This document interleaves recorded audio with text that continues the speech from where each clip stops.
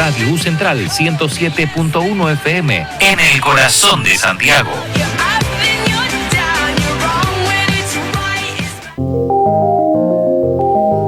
Radio Universidad Central 107.1 FM y radio.ucentral.cl presentan Conocimiento como Aventura. Una conversación que gira en torno a la ciencia, filosofía de las ciencias e historia de estas en un lenguaje sencillo y ameno. Conduce Rodrigo Larraín. Muy buenas tardes, estimados auditores. Estamos una vez más en el programa Conocimiento como Aventura de los días miércoles a las 14 horas. Esta tarde tenemos un invitado bien especial que yo conozco hace mucho tiempo. Ricardo Armijo Videla, profesor de filosofía. Ricardo sería el segundo profesor de filosofía que me toca entrevistar. Cuando yo partí con el programa como único presentador, entrevisté a una colega de él que estudió donde él trabaja, estudió en la USACH, Mireya Carrillo. Muy buenas tardes, Ricardo, te agradezco mucho que hayas aceptado venir a conversar acá a los estudios de la radio. Hola Rodrigo, buenas tardes, gusto de saludarte y encantado de estar contigo en esta entrevista. Oye, partamos contándole a los auditores quién es Ricardo. ¿De dónde es? ¿De dónde eres tú? ¿Dónde naciste? ¿Dónde estudiaste? ¿Cómo fue tu adolescencia? Todas estas cosas cuando uno empieza a descubrir el mundo. Muy bien. Sí, bueno, en la práctica mi formación y mi actividad educativa surge fundamentalmente en el trabajo que empiezo a realizar en mis primeros estudios en la ciudad de Rancagua. Yo soy rancagüino de corazón en la práctica. Ya. Y en mi estudio de Rancagua, en los estudios básicamente en la escuela pública, ¿no? Tanto en la escuela como en el liceo de espacios públicos, desarrollé siempre ámbitos de interés y yo diría elementos de búsqueda en diferentes aspectos. ¿De dónde eras de Rancagua? ¿De qué parte? Santiago, en Rancagua, porque luego me trasladé a Santiago, en Rancagua Centro.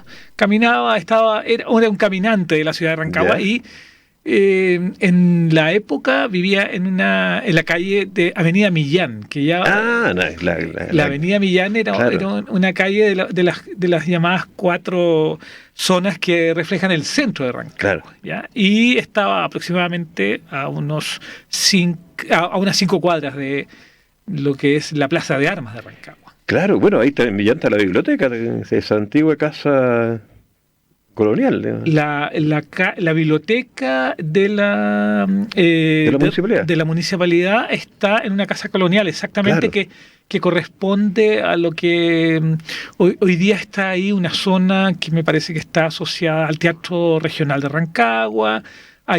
Hubo también ahí en esa zona también un conservatorio de música y estaba la zona de bibliotecas. Claro, exactamente, que era una casa patrimonial en la esquina de Millán con Avenida Estado, que eran las calles principales de Rancagua. Y por ahí está el museo también. El museo patrimonial. Y la Casa del Pilar.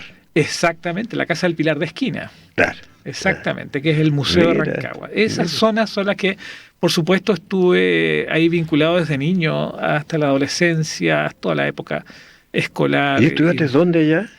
Bueno, colegios, escuelas, escuela básica, la escuela número 3 de Rancagua, me acuerdo que era la escuela llamada en su época muy importante, se le llamaba la Universidad Tello, para que era un periodo, ¿no es cierto?, de formación de la educación básica pública, bien importante, y también en una época, recordando las situaciones de la década del 60, estamos hablando en el periodo del 60, donde el acceso a la educación media era menor.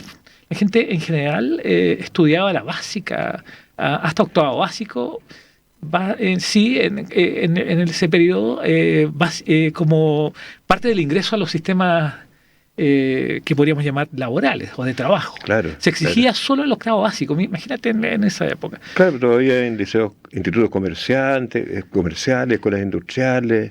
Exactamente. Porque la enseñanza media era mucho más, ahora es todo técnico profesional, pero antes estaba bien diferenciado. Exactamente. Había escuelas artísticas incluso. Exactamente. Creo que aún queda algo de eso, de la experiencia de escuelas artísticas, profesionales, industriales. Que, bueno, en la línea técnico-profesional aún quedan escuelas, recuerdo.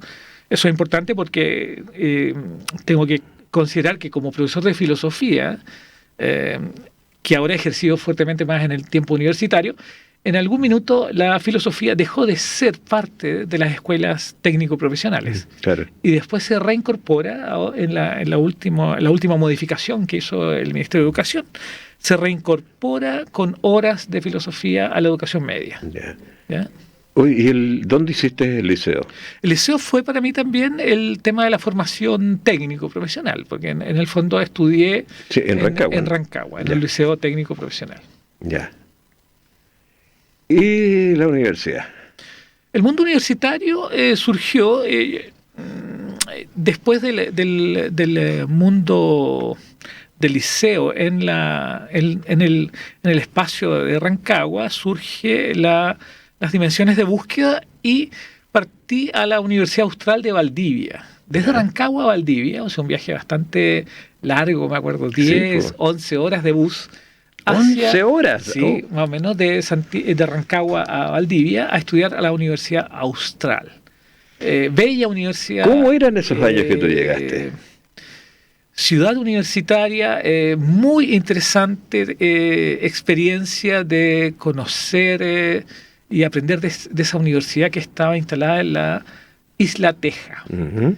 Y para mí es una de las universidades más bellas de Chile en términos de entorno, de paisaje. Sí, pues, Claro. El contexto de paisaje y la relación de la universidad con su dimensión de paisaje era muy, muy interesante. Ha sido muy interesante, aunque ahora, con la modernidad ha cambiado un poquito y tiene más estructuras de edificios. En esa época eran, podríamos llamar, una universidad baja, una universidad de primer piso. ¿Ya? Tenía estructuras de 2 pisos máximo, no habían grandes edificaciones. Su entorno estaba asociado a la Isla Teja y al río Calle, al río Valdivia.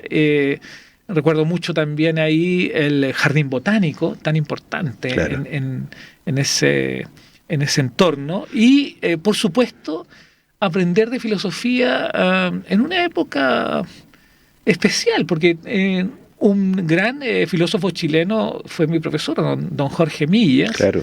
Y él dictaba clases allá en la Universidad Austral en esa época. Bueno, y yo creo que el mundo ¿Cuántos que eran tenía, ustedes los estudiantes de filosofía en esa época? Mi programa, yo ingresaba a filosofía por los primeros programas de bachillerato en la Universidad Austral. Eran las primeras experiencias de bachillerato, entonces tú ingresabas a los bachilleratos en ciencias sociales, ciencias sociales y filosofía, y ahí derivabas, y ahí teníamos un entorno de entre 30 y 50 estudiantes más o menos, eran las generaciones que derivaban a las áreas de filosofía, antropología, historia.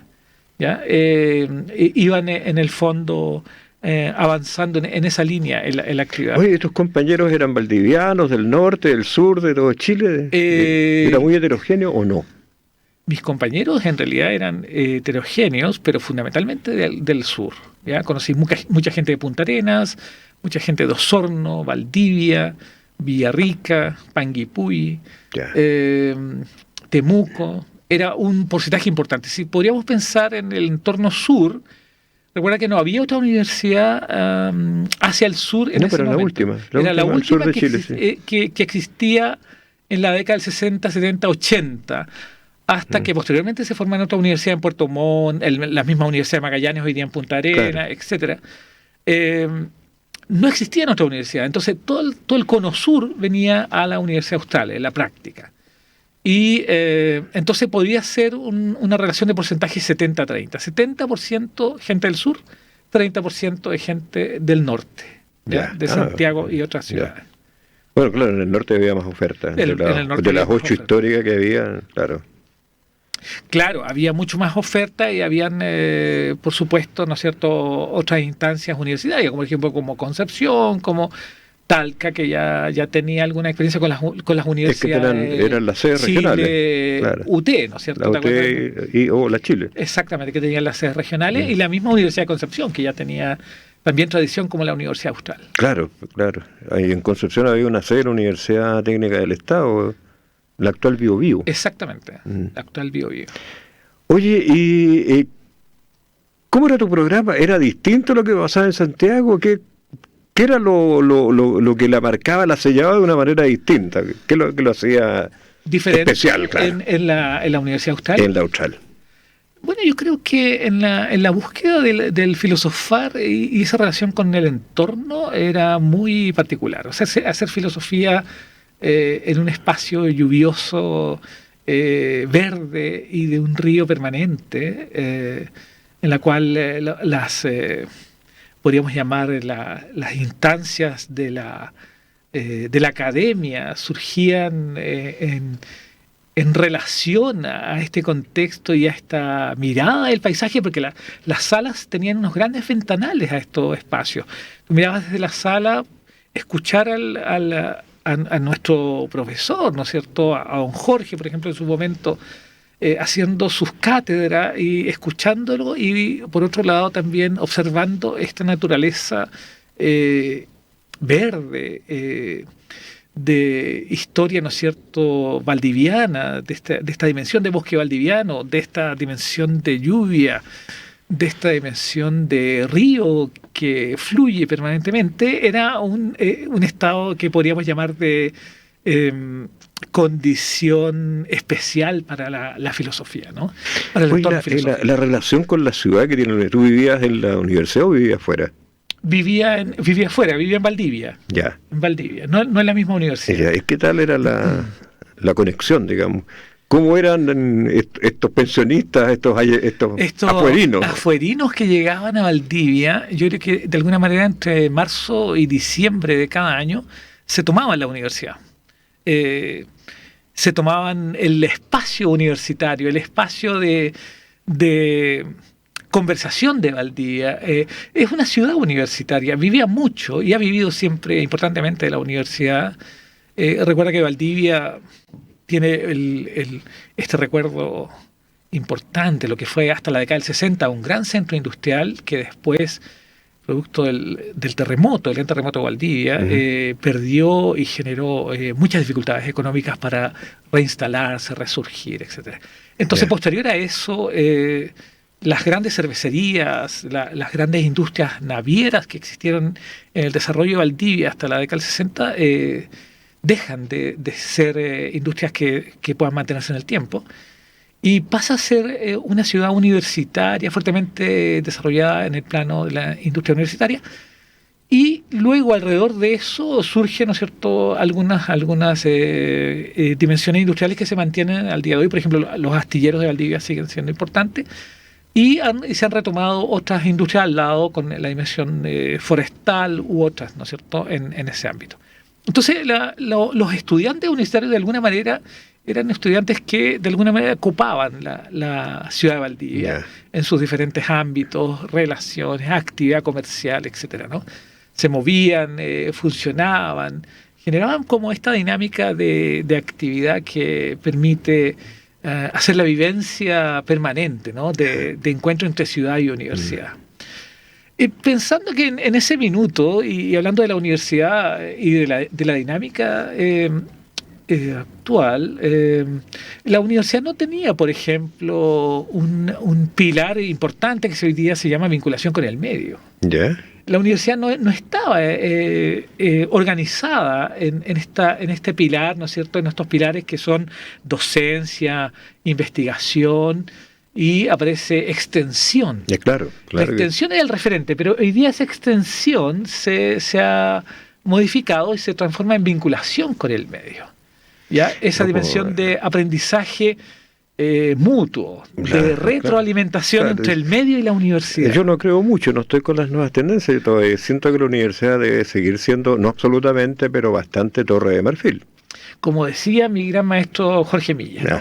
Jorge Milla, en la idea de defensa de la universidad, planteó esa dinámica nuestra universidad es de alguna manera el referente, como esta torre de marfil que construye el conocimiento. ¿Ya? Claro, y haber abandonado eso, o si no abandonado, lo menos que no sea lo más importante como uno puede ver, basta ver la producción intelectual de las universidades, ¿no? Siguen siendo las más tradicionales las que más producen. Así es, la investigación y la producción de lo que llamaríamos, ¿no es cierto?, investigación universitaria hoy día, claro, sigue siendo en los ámbitos tradicionales, sobre todo en Chile, ¿no? En los ámbitos de las universidades Claro, tradicionales. piensa tú cómo poco a poco las modas han abandonado el ensayo que fue tan importante en el desarrollo del pensamiento, no solo nacional. Sí, De hecho, nuestros grandes intelectuales eran todos ensayistas, partiendo por Andrés Bello. así es, así es. Oye, háblame de tus profesores, y sobre todo aquellos que fueron modelo para ti. Bueno, yo creo que con mis profesores existió una dinámica de contacto y de conversación interesante. Bueno, modelos, yo creo que en la misma lógica de haber estudiado filosofía, el profesor Jorge Millas para mí fue parte de una referencia de modelo académico. ¿Cómo era él? Que llegaba a la clase, a nuestras clases. Yo recuerdo mucho a Jorge Millas que llegaba a las clases con los cuadernos, estos cuadernos del Estado, estos cuadernos que tenían una calidad Mistral, ¿te acuerdas? Los que decía propiedad del Estado. Que decía propiedad del Estado, Claro. que eran un poco amarillentos, Sí. no universitarios, de hoja chica. Claro. De hoja chica, sí. y ahí llegaba Jorge Millas y sacaba su cuaderno. Y dictaba la clase. Tenía todo escrito. Por lo tanto, dictaba, no proponía una dimensión de diálogo, básicamente producía y generaba una clase magistral y finalmente se abrían posibilidades de algunas consultas. Pero la dimensión de explicación era, por supuesto, ¿no es cierto?, acabada, contenida a partir de la referencia en torno a los temas que él planteaba, ¿no? Por ejemplo, todo el tema del conocimiento, ¿ya? Cómo construir, cómo dimensionar, cuáles son los elementos sustantivos para pensar que logramos conocimiento y construimos y nos acercamos a conocer. Entonces, ¿Qué asignaturas te hizo? Teoría del conocimiento, por ejemplo, sí, él era un tema epistemología, teoría del conocimiento 1, 2, eran cursos tradicionales que él desarrollaba en ese ámbito. ¿Y qué bibliografía te dabas? ¿Te acuerdas? Bueno, algunas de las bibliografías tradicionales sobre epistemología y conocimiento, me acuerdo de Johannes Hessen. Johannes Hessen. Claro, que hablaba sobre el conocimiento. Algunos textos ¿no es cierto?, de nociología clásica, pensando ya en los clásicos ya y planteando las primeras aproximaciones al tema del conocimiento con Platón, Aristóteles, etcétera, ¿no? Yeah. Yo creo que ahí hay como referencias generales. Ahora no tengo el dato exacto de No, pero no sé, es una idea bastante aproximada, claro, claro. Y Kant también, me acuerdo de Kant, que era un filósofo muy importante también en el tema de las distinciones sobre el tema epistemológico y el conocimiento. Ya, ¿y qué otro maestro tuviste? En la época universitaria, yo creo que en el plano de la lógica de la filosofía, de las ciencias sociales, recuerdo al profesor Smith. Trabajaba en lo que se llamaba abogado, profesor y dedicado a los temas filosóficos y dedicado a las ciencias sociales. Me acuerdo mucho de él en sus clases relativas a filosofía del derecho, a preguntarse sobre los temas de justicia y en esos ámbitos en general. Esos son como los recuerdos que me llegan desde la época. Oye, ¿y qué autores eran los que estaban en boga en ese tiempo? De los grandes. Hay algunos que siempre están, digamos. Yo creo que los clásicos siempre están, ¿no? Claro. Los clásicos referenciales están. Y lo que estaba apareciendo de a poco, en algún sentido, eran los, por ejemplo, autores latinoamericanos. ¿Ya? Me acuerdo de un autor que se llama Salazar Mondi, un amigo y importante escritor y filósofo latinoamericano que trabajaba en conjunto algunos temas con Millas. Entonces empezaron a aparecer algunos escritores y algunas presencias de filósofos latinoamericanos importantes en los ámbitos de la filosofía, las ciencias sociales, en los temas religiosos, por ejemplo, en los temas de filosofía de la religión, etcétera, aparecían, ¿no es cierto?, estas primeras experiencias. Recuerda tú, posterior a lo que hicimos en el ámbito de trabajo en el contexto de ILADES, ¿te acuerdas? Claro. ¿No? De estos programas posteriores en la dinámica ya en el paso hacia Santiago. Y tú trabajando ahora en la USACH, básicamente. Sí, la Universidad de Santiago. ¿Qué tan distinto es la manera de abordar la filosofía respecto a lo que tú aprendiste en la Austral? Yo creo que la dinámica de la filosofía sigue sus entornos tradicionales. Yo no trabajo directamente en el programa podríamos llamar, de la pedagogía, licenciatura en filosofía de la USACH. Yo trabajo en el programa de bachillerato de la Universidad de Santiago. Por lo tanto, hago cursos, lo que llamamos cursos generales, cursos de introducción a la filosofía. En el ámbito de la docencia y la dinámica del departamento y la escuela de filosofía en la USACH, en la dinámica de la imagen que yo tengo y de la experiencia que me comentan otros colegas, etcétera, es que se mantiene una cierta tradición de los ámbitos filosóficos comunes, ¿no? Y entonces están presentes los temas nociológicos, los temas epistemológicos, los temas políticos, los temas de filosofía de la ciencia. Son como parte de la tradición, los temas de la filosofía política, etcétera, son como parte de los referentes que están instalados. Los USACH tiene fama de ser media positivista. Sí, yo creo que eso es, en esa línea, creo que puede estar vinculada por la tradición de ser una filosofía que ha prestado servicio fuertemente a la línea de ingeniería.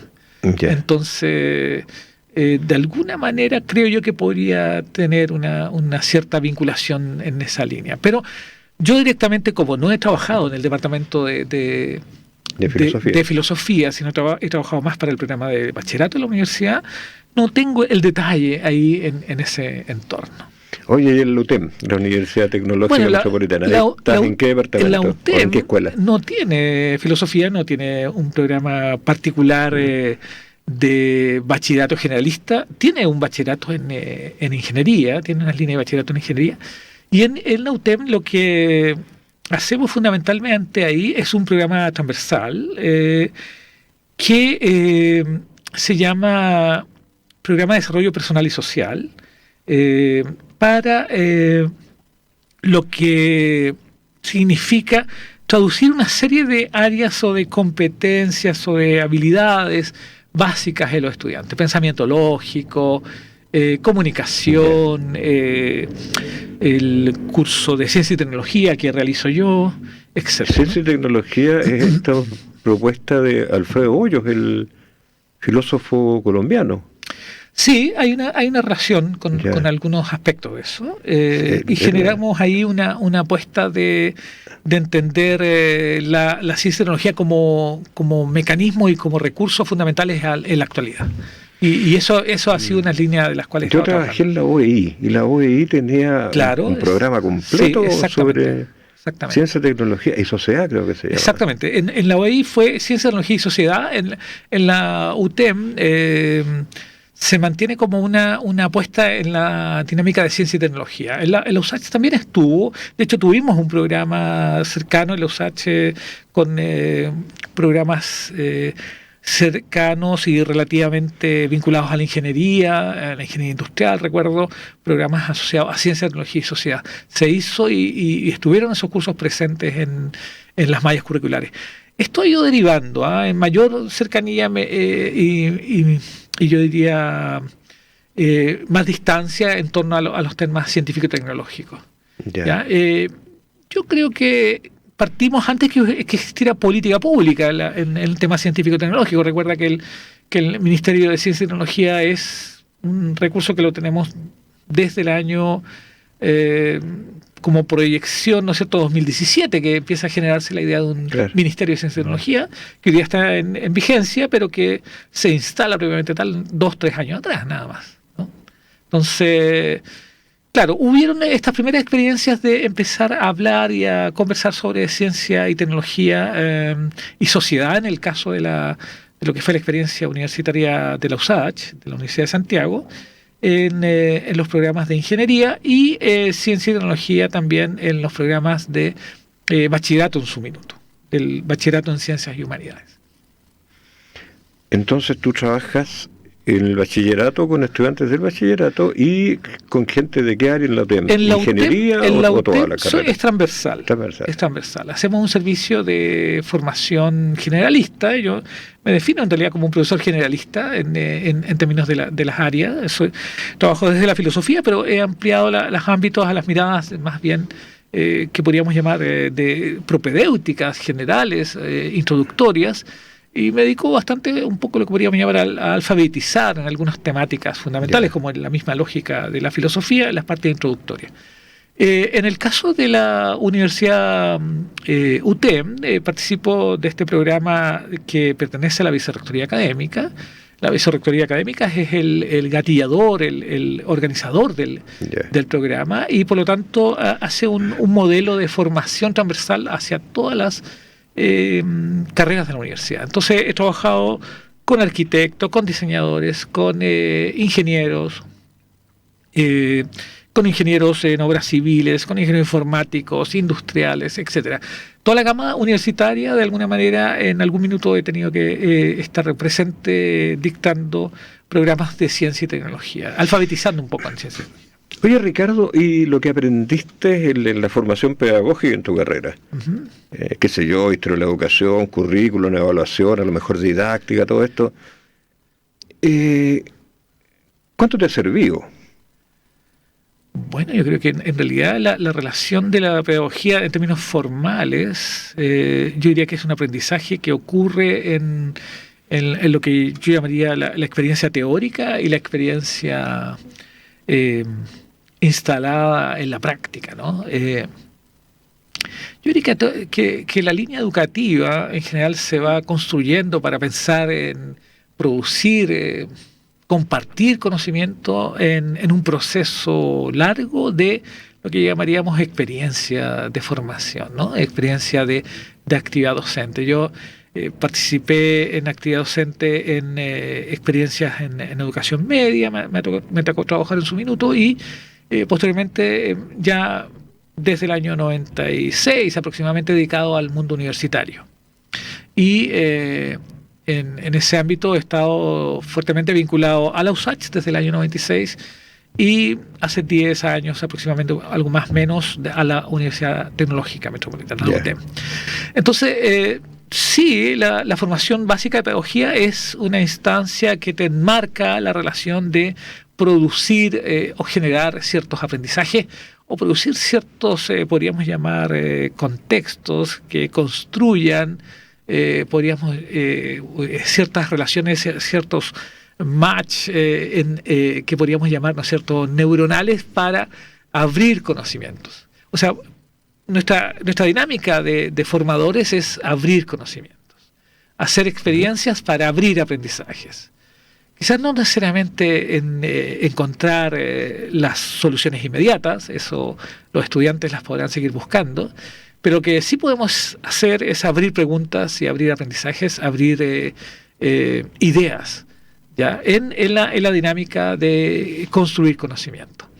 Entonces, en ese ámbito, las dinámicas iniciales de las formaciones educativas, de las formaciones educacionales en el entorno de la pedagogía, son interesantes y se van dimensionando a partir de dónde se construye. Si se construye solo del profesor o se construye también desde el alumno. Entonces, ¿dónde centras tu formación? ¿Ya? Entonces, en eso yo tengo la impresión que la educación ha ido derivando y ha ido marcando diferencias. ¿Dónde nos ubicamos para construir conocimiento? hablamos desde el estudiante, es el estudiante el gatillador del conocimiento, y nosotros por lo tanto somos meros acompañadores, meros precursores de preguntas. Es el estudiante el que se hace las preguntas, el estudiante el que produce los entornos de conocimiento que va a ir dilucidando en su proyección personal y profesional, o de alguna forma, ¿no es cierto?, es el profesor el que se pregunta y el estudiante, ¿no es cierto?, la recibe. Entonces, esta dinámica de la educación, algún minuto recuerda que se habló de la educación bancaria. ¿Recuerdas tú que eso era propio de la década del 60, 70? ¿Ya?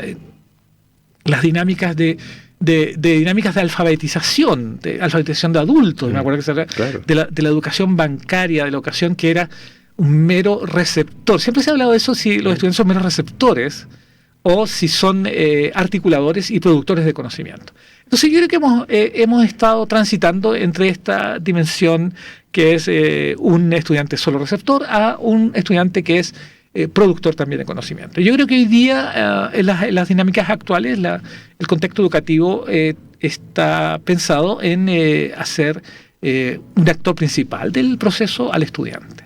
¿Y cómo llegan los estudiantes? ¿Cómo llegan los estudiantes a la universidad hoy día? Digamos? Gran problema hoy día para la universidad. De hecho, yo creo que la UTEM y las universidades forman estos procesos propedéuticos y de formación de habilidades porque sienten que hay recursos que la educación en la historia de formación ha empezado a tener algunas debilidades o algunas situaciones de menos recursos. Posiblemente por varias circunstancias que habría que pensar, revisar en torno a lo que es la educación pública chilena, etcétera, ¿no? Pero efectivamente al contexto de la universidad nos llegan estudiantes a veces con dificultades en lectoescritura, leen muy poco o han leído muy poco, y eso, pensando en ciencia y tecnología, es los recursos tecnológicos que hoy día te resumen, te abren, te escuchan y hoy día te escriben, como la inteligencia artificial a través de estos chats generativos que ya definitivamente están escribiendo por los estudiantes. Eso es lo que nos está ocurriendo en realidad.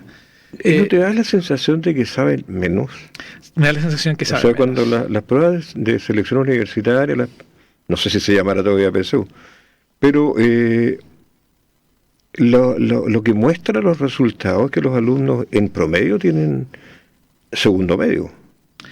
Claro, o sea, efectivamente. Pero obviamente, como esto se distribuye normalmente, claro, habrán estudiantes que tienen los conocimientos de cuarto, pero también implica que hay otros que tienen menos de segundo, hasta de primero. Exactamente. Y esto se comporta como una curva normal, estoy diciendo. Claro, el promedio de información y de conocimiento y recursos ha disminuido, en esta curva normal ha disminuido.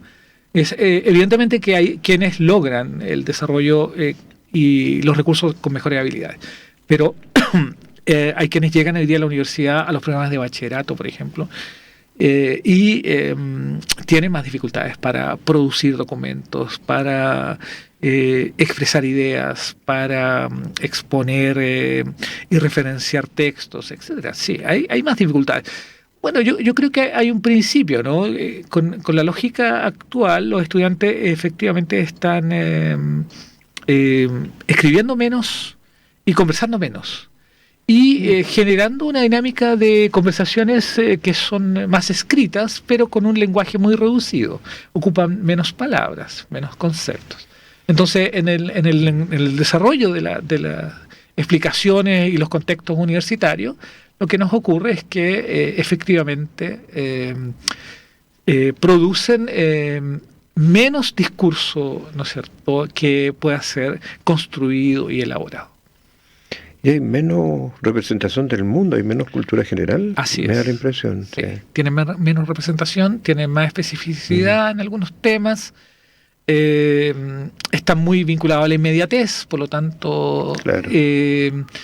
Esperan resolver prontamente sus ámbitos de estudio y ámbitos laborales, y en ese contexto lo que lo que hacen entonces es no abrirse a otras dimensiones y solo preocuparse de resolver el punto en la dinámica de solución de sus cursos y notas, ¿ah? Ese es un gran tema de la universidad, esta dinámica más abierta, más cultural, más de información media del mundo, es menor, ¿ya? Eso es cierto. Oye, ¿tú estudiaste después de tu carrera otros estudios? Sí, he tenido estudios. Bueno, hay uno de los puntos que siempre me interesó, siempre me generó preocupación, que fueron los ámbitos del trabajo. Siempre he estado ligado a los ámbitos de un poco a los temas tecnológicos actualmente y a los ámbitos del trabajo. Yeah. Y por lo tanto hice un programa de maestría en administración de personas en la Universidad de Santiago. Yeah. Un magíster, donde me vinculé a las experiencias de trabajo y a las dinámicas de trabajo, fundamentalmente pensando en las líneas que me llaman la atención siempre, que es la educación de adultos. La educación de adultos y la educación, entonces, las líneas de formación y capacitación, que en algún minuto también desempeñé fuertemente en áreas de trabajo, aportando a educación de adultos en programas a diferentes organizaciones sociales, culturales, organizacionales, gremiales, etcétera, en diferentes momentos de... Pero la educación hoy día es de adultos, me refiero, sí. Es capacitadora porque nuestra tasa de analfabetismo debe ser muy baja ya. Podríamos llamar de analfabetismo, podríamos llamar básico, clásico, sí es muy baja, pero hay un analfabetismo funcional de lectura y de recursos que la gente está desaprendiendo. Por ejemplo, en capacitación y en áreas de formación de adultos siempre son temas las nuevas tecnologías, los nuevos recursos que están funcionando, el acceso a recursos como celulares, como computadores, etcétera. La gente de tercera edad, por ejemplo, está interesada e instalada en esos temas. ¿Ya? Sobre todo porque las organizaciones están buscando virtualizar cada vez más cosas, ¿no? Ya eso lo sabemos con la dinámica tecnológica actual. En el contexto de la virtualización están entonces generando programas, instancias y recursos que la gente debe acceder. Por ejemplo, plataformas. En algún minuto, plataformas virtuales. Por ejemplo, en algún minuto tenía contactos en relación a estas dinámicas de vinculación desde la universidad y con organismos públicos. Tuvimos contacto con un hospital de Santiago que está virtualizando todos sus sistemas de funcionamiento con la dinámica de pacientes, ¿no? Y claro, evaluando la situación de pacientes en la dinámica de los hospitales, la mayoría, un porcentaje importante, son tercera edad. Y lo que se dan cuenta, ¿no es cierto?, en esta dinámica de producir plataformas, dinámicas donde ya nos entregan documentos, papeles, etcétera. Entonces todo está en una plataforma y el paciente debe incorporarse ahí. Se dan cuenta que, el acceso a los sistemas tecnológicos en tercera edad es menor. Hay menos capacidad para ocupar celulares o ocupar dinámicas de plataformas computacionales, etcétera. No saben acceder a las plataformas, etcétera. Entonces, por un lado va la dinámica de virtualización y por otro lado va la necesidad de recapacitar, de alfabetizar en contextos nuevos, por ejemplo, ligados a los temas tecnológicos, ¿ya? Y ahí hay temas importantes que están apareciendo, tanto en el espacio de las organizaciones públicas como también en la dinámica de la modificación que vamos a tener y que estamos teniendo poco a poco en el ámbito de las dinámicas laborales y de forma de funcionamiento con la digitalización y todo el contexto tecnológico actual. En los dos lugares en que trabajas, ¿hay otros profesores de filosofía? ¿O son equipos interdisciplinarios los que...?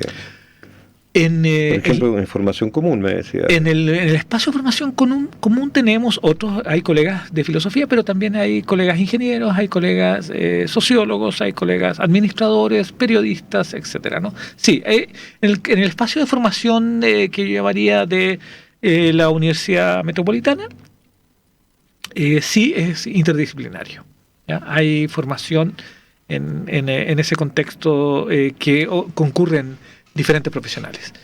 En el caso del bachillerato también hay equipos multidisciplinarios. Hay equipos de las dinámicas del contexto que vienen de las diferentes profesiones que la misma universidad constituye y va asociado a áreas de funcionamiento. Entonces hay gente en filosofía, pero hay gente también en ingeniería, hay gente que está vinculado a las ciencias, áreas matemáticas, áreas de salud, etcétera.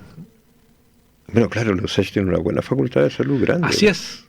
Una universidad de Santiago que tiene una facultad de medicina que ya tiene sus años y tiene ya una buena cantidad de egresados, de médicos en el sistema. Y pues, claro, porque la Universidad de Santiago es heredera de la UT. Es heredera. Era ingeniería, pero tenía un pedagógico técnico. Tuvo un pedagógico técnico muy importante. Sí. Recuerda que el pedagógico técnico fue la relación de profesores para las escuelas técnico-profesionales. Claro. Porque la dinámica de las escuelas técnico-profesionales es que empezó a ocurrir que la formación la estaban ejerciendo profesionales de diversas áreas. O sea, por ejemplo, iban ingenieros mecánicos, ingenieros eléctricos, técnicos en mantención, técnicos en refrigeración, en electromecánica, etcétera, ¿no? Entonces, y eran todos ellos profesionales en sus áreas, pero no tenían las formaciones pedagógicas. Entonces, la universidad hasta el día de hoy ejecuta un programa de, podríamos llamar, docencia universitaria. De docencia universitaria y de permitir a aquellos profesores que llevan importante tiempo ya trabajando en las unidades de técnicos profesionales de sacar la pedagogía actualmente. Todavía existe, todavía existe. Pero efectivamente hubo un minuto de una escuela, el pedagógico técnico de la UTEF fue muy importante. Esa es una tradición que fue significativa y recuerdo muchas colegas, yo me acuerdo haber tenido de esa época que eran del Instituto Pedagógico Técnico de la Universidad Técnica del Estado. Claro, que era una universidad muy curiosa porque estaba formada de una manera completamente distinta al resto. No tenía facultades.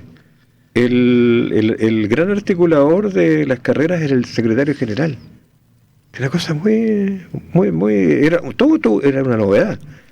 Y yo creo que ellos partieron con el concepto de ingeniero de ejecución, que pues, bueno, se popularizó tanto. Yo creo que sí. Recuerda la cantidad de cursos que tuvo la Universidad Técnica en su minuto después la Universidad de Santiago, asociado a organizaciones gremiales que formaban técnicos, o sea, estaban formados como técnicos y que permitían obtener el título de ingeniería de ejecución de manera vespertina. Claro. Fueron grandes programas vespertinos asociados a organizaciones gremiales, sindicatos del cobre, organizaciones de diferentes industrias de ese minuto y que obtenían sus, ¿no es cierto?, sus ingenierías de ejecución. Exactamente. Oye, ¿y qué has sabido de tus compañeros de Valdivia, tus compañeros de curso en filosofía? Compañeros de curso. Ellos se han dedicado, porque tú te has dedicado a una línea bastante distinta. Yo me he dedicado, claro. Eres un filósofo que derivó a la formación en temas y preocupaciones tecnológicas. Claro, exactamente. En el ámbito más clásico, mis colegas de lo que es Valdivia y la formación en filosofía, tengo la impresión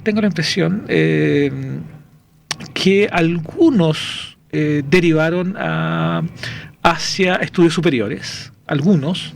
De hecho, tengo un colega que está trabajando en la Universidad de Córdoba, que trabaja en Argentina, y tengo algún colega, no directo, pero que trabaja hoy día, por ejemplo, en filosofía, que estudió filosofía en la Universidad Austral y que trabaja acá, es académico de la Universidad de Santiago. El resto yo creo que volvió a sus zonas de origen en el sur y se dedicaron fuertemente a la educación media y a la formación de estudiantes en educación media. Creo que algunos están en las zonas de Villarrica, en las zonas de Valdivia, Osorno, etcétera.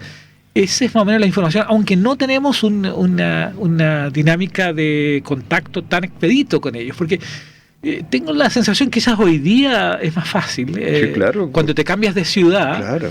pierdes un poco la relación de los contactos. Pero para eso están, no sé, pues las nuevas redes formas. tecnológicas. Así es.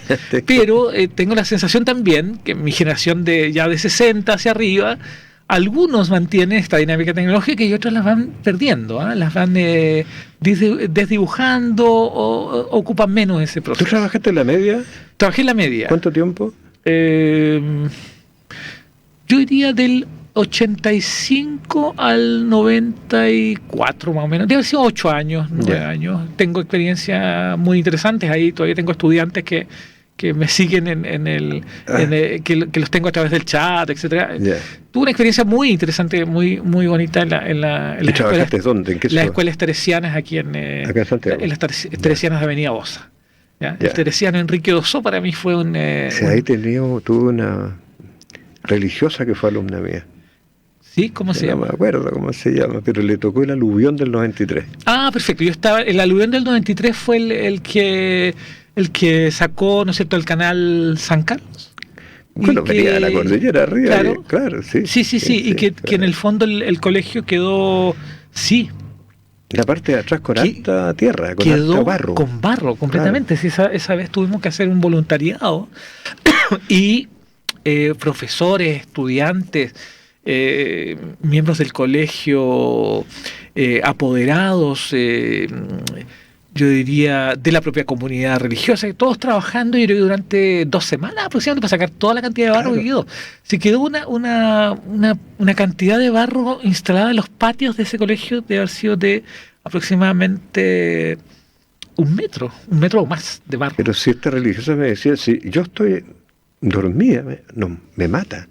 Porque todas las celdas de nosotros quedaron tapadas con el barro. O sea, no habían muerto ahogadas. Exactamente. Sí, fue muy impresionante. Sí, ahí estuve con un bonito recuerdo, una buena experiencia de colegio, fue esa dinámica de trabajo en educación media con las estudiantes y jóvenes.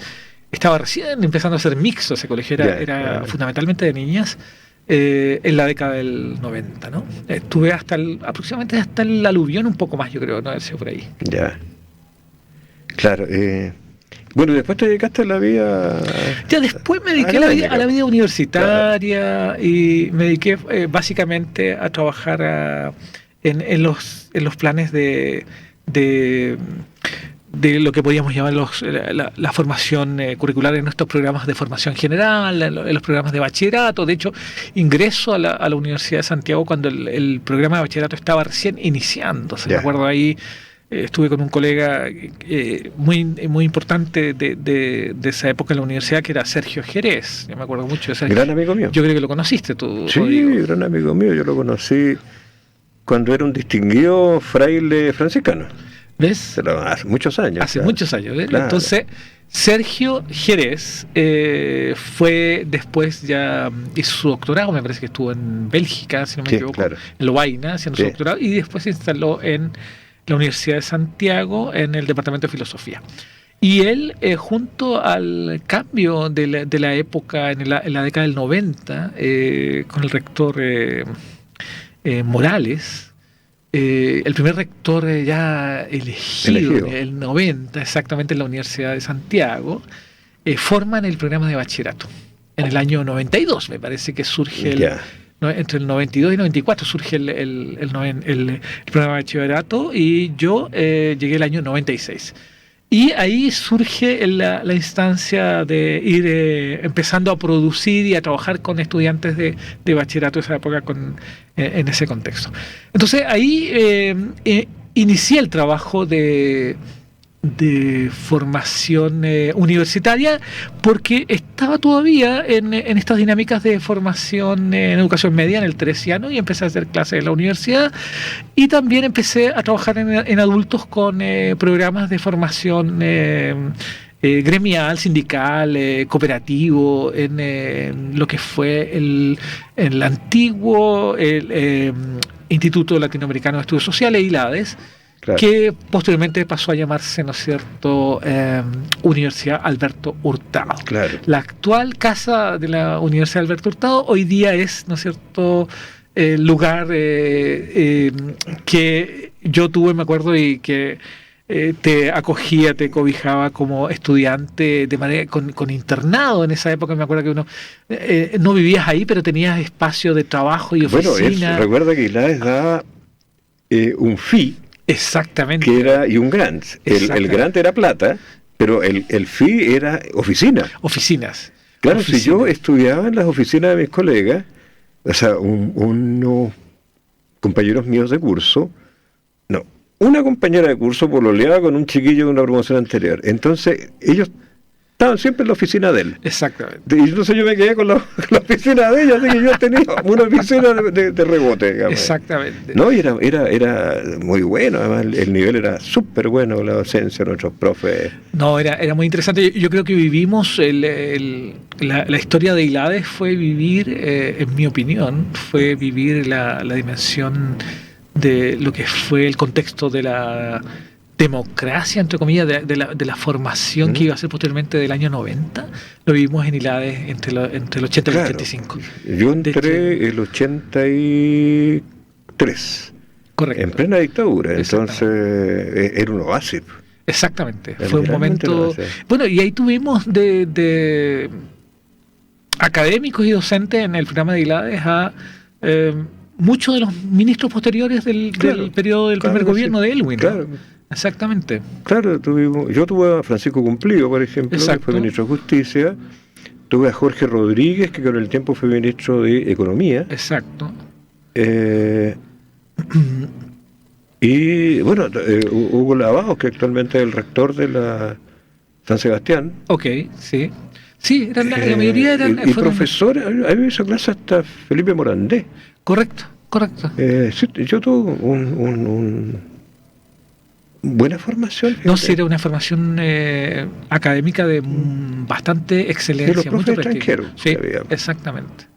Entonces fue una experiencia muy interesante, muy bonita, y fue un oasis, como planteas tú, en ese periodo, donde en realidad volvimos a pensar, volvimos a imaginar cosas. Yo creo que eso fue un tema muy importante. Claro, yo tuve, por ejemplo, clases con Antonio Ventué, con quien yo siempre me llevé. Antonio Ventué, sí. Hacía un excelente profesor de teología fundamental, pero con el tiempo le digo lo que ha hecho ahora, último. Y claro, lo entiendo un poco más. Es que él era, a ver, en esos años, hay cosas que se interpretan y otras cosas que no se interpretan porque son evidentes. Pero él lo interpretaba todo. Entonces me acuerdo que me puso un 4 en una prueba. Me dijo, ¿qué quiere decir Jesús cuando dice amados los unos a los otros? Entonces yo le contesté, profesor, yo lo he pensado profundamente, he visto el contexto donde te pronunció, cuál fue el evangelista, y llegué a la conclusión que lo que quiso decir Jesús era que nos amáramos los unos a los otros. Un 4 me dijo. Y me indicó la puerta con el dedo. Sí, Antonio, su tradición, ¿no es cierto? Él venía, Yo aprendí harto con él. Era muy interesante, muy sistemático, y con su dinámica de este análisis hermenéutico de la escritura. Y tenía un libro muy bueno que se llama Teología Fundamental, que yo no sé si lo habrán reeditado. Yo no tengo todavía ese texto, el de Teología Fundamental. Todavía lo tengo en mi biblioteca personal. Así que el de Antonio Ventué, sí, importante en esa práctica. Sí, y recuerdo, porque bueno, el buque insignia de era el padre Pierre Vigot. Pierre Vigot, por supuesto. De una cultura estupenda, digamos, que ya no sé, una persona que domine tanto tema distinto y con profundidad, no deja de ser. Así es, no venía y además venía de estas tradiciones de los denominados curas obreros franceses. Claro. Entonces es muy muy particular su tradición, importante. Fue una bonita época. Sí. Ahí yo trabajé en el área de participación de la mujer y en el área campesina. Así es. Con Guillermo Gutiérrez y Silvia Santander. Exactamente. No, fue una buena experiencia esa dinámica de ampliar, conocer el país, de entender este mundo, ¿no es cierto? En una dinámica que era esta aproximación a este mundo de educación de adultos que nos sacaba un poco de la academia propiamente tal, nos sacaba de esta torre de marfil que planteas tú, y nos acercaba a esta dimensión de yo recorrí bastante el país. Yo llegué al sur hasta Santa Bárbara. Correcto. Y en el norte, un lugar que no me acuerdo donde se hacía queso de cabra. Eso debe haber sido la cuarta región. La cuarta región. O Valle. Claro, pero no era un pueblo más chico. Ya. Entonces me acuerdo que yo recorrí harto. Recorrí harto la costa de Chile, que para el sur no está medio desconectada. Exacto, sí. Uno va, por ejemplo, a Constitución desde Chillán, pero irse hasta llegar a Constitución por la costa es toda una experiencia. Y harta gente, tal vez no harta gente, pero hay mucho pueblo, sí. Así es. Caletitas pequeñas. Y también me tocó ir bastante a la precordillera de la región metropolitana. Donde había la cantidad de gente que vive todavía de la ganadería, los que llevan a pastar. Los crianceros. Claro, los crianceros. Es todo un mundo bien interesante. El mundo de la cordillera, por supuesto. Y que no se ve. Y que no se ve, pues. Sí, recuerda que varias personas han dicho que vivimos de espaldas a la cordillera. Yo creo que es verdad. Y también del mar. Y tampoco vemos el mar. Entonces, centrado en estos valles transversales y no viendo la cordillera, no participando de ella, en realidad hemos perdido un porcentaje importante de lo que es el país propiamente tal, en el fondo territorio que no hemos construido, es verdad. Claro, y esta cosa tan rara de... Uno entiende la lógica económica de por qué Santiago concentra tanta población. Está todo. Pero ¿cómo se explica que hay un grupo de personas que prefiera vivir lejos de la zona metropolitana? Así es. Incluso los que viven en la región metropolitana viven lejos de la metrópoli, la cordillera. Claro, así es. Ahí hay una cosa que valdría interesante, la vuelta de revisar. Pero hay un tema demográfico también. Las personas de cordillera. Sí, bueno, hay todo un área de trabajo que se llama estudios de cordillera, pues. Que es interesante eso también, tenerlo en algún minuto. Sería interesante que lo un profesor de la Chile, geógrafo, que le tocaba hacer las prácticas, iba con los cabros a caballo, a la cordillera, todo eso. Correcto. Entonces Gabriel tenía un vasto conocimiento de toda la gente que había conocido. Porque estos estudiantes de geografía tenían que conocer la geografía a lo menos de su país. Así es, claro. Entonces era casi un imperativo que lo hicieran. Porque claro, hay programas de geografía que hacen prácticas más bien selectivas. Entonces, pues, nadie va a la cordillera porque hay que ir a caballo, hay que llevar provisiones, así es. Hay que acampar. Es un poco difícil. Claro, en cambio es mejor ir a ver el desierto, te vas a San Pedro de Atacama o a Antofagasta y vas en vehículo y vuelves. Exacto. Entonces, en cambio, por ejemplo, yo conozco Valle y Yapel. Yo yendo, no me acuerdo cuál de los dos, me apuné. Perfecto. Entonces, fue bien. Bueno, me apuné no tanto, se apunó mucho más el chofer, que nunca había ido para allá. Se tuvo que quedar sentadito, a un árbol, nosotros seguimos y nos dormimos. Oye, pero hay temas, súper buen tema. Es interesante los temas de cordillera. Yo ahí recuerdo, por ejemplo, he tenido contacto con la comuna de los Andes y con la comuna de San Felipe, y donde hay estudio de la cordillera, donde ahí hay académicos como el profesor Raceto de la Universidad de Chile, la profesora Ahumada, también doctora en estudios de la cordillera, que son importantes. Yo creo que sería interesante que en algún minuto tuvieran también la oportunidad de conversar contigo. Claro que sí, pero por supuesto, trataré de ubicarlo. Oye, Ricardo, mira la hora, terminamos, así te quiero agradecer muy significativamente tu disposición, tu buena voluntad para contarnos tu historia, tus experiencias, tus vivencias. Y a ustedes, estimados auditores, nos encontramos el próximo miércoles en un programa tan interesante, con un invitado tan interesante como el que hoy hemos tenido. Espero que nos escuchen con mucha atención. Muy buenas tardes. Gracias, Ricardo. Radio Universidad Central y Radio.ucentral.cl presentó Conocimiento como Aventura, una conversación que gira en torno a la ciencia, filosofía de las ciencias e historia de estas en un lenguaje sencillo y ameno. Hasta la próxima semana.